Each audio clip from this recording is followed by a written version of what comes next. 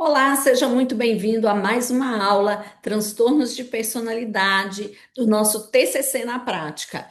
E agora nós vamos começar, a falar propriamente dito desses transtornos de personalidade, mas sempre eu gosto de fazer aquela revisão básica com vocês aí, sobre os módulos anteriores. Então, nesse módulo, a gente vai falar dos transtornos de personalidade do grupo C. Nós já falamos do grupo A e do grupo B.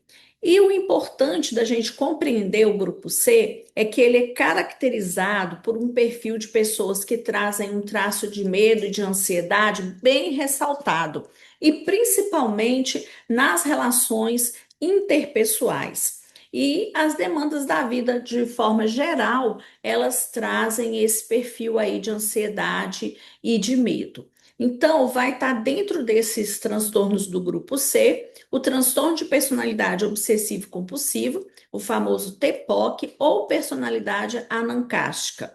Temos também o transtorno de personalidade dependente e o transtorno de personalidade esquiva ou evitativo. Pode ser usado os dois nomes, você pode encontrar aí nos manuais ou mesmo nos livros, tá? Bom, então voltando àquela reflexão, do primeiro módulo, do segundo também a gente reforçou isso. Qual é a diferença entre personalidade e transtorno de personalidade?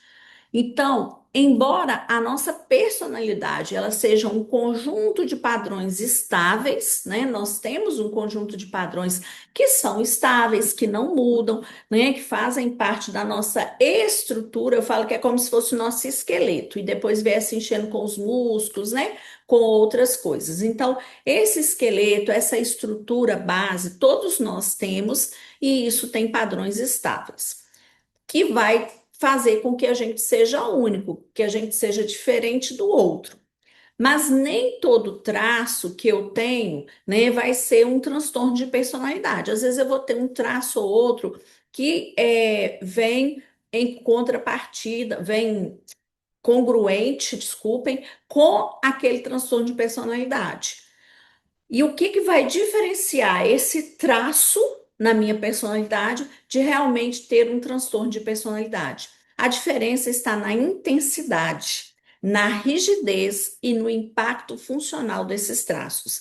Então, se liga aí, coloca isso nas suas anotações para que você possa fazer esse raciocínio clínico quando você desconfiar que o seu paciente tem transtorno de personalidade, você precisa verificar esses três pontos: qual a intensidade desses traços que ele está apresentando. Quanto mais intenso, mais probabilidade.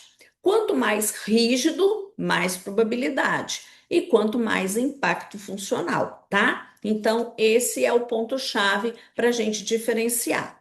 Também trouxe aqui uma outra diferença, É isso traduzido de outra forma. Então, se você tem uma pessoa com personalidade saudável, os traços são flexíveis, são adaptativos e capazes de se ajustar a diferentes contextos, tá? Então, essa é a diferença. Por mais que eu tenha um traço que seja disfuncional, se a minha personalidade é saudável, se o meu paciente está trazendo uma personalidade saudável, ele vai ter traços flexíveis, ele vai conseguir se adaptar e ele vai ter essa capacidade, de se ajustar em diferentes contextos.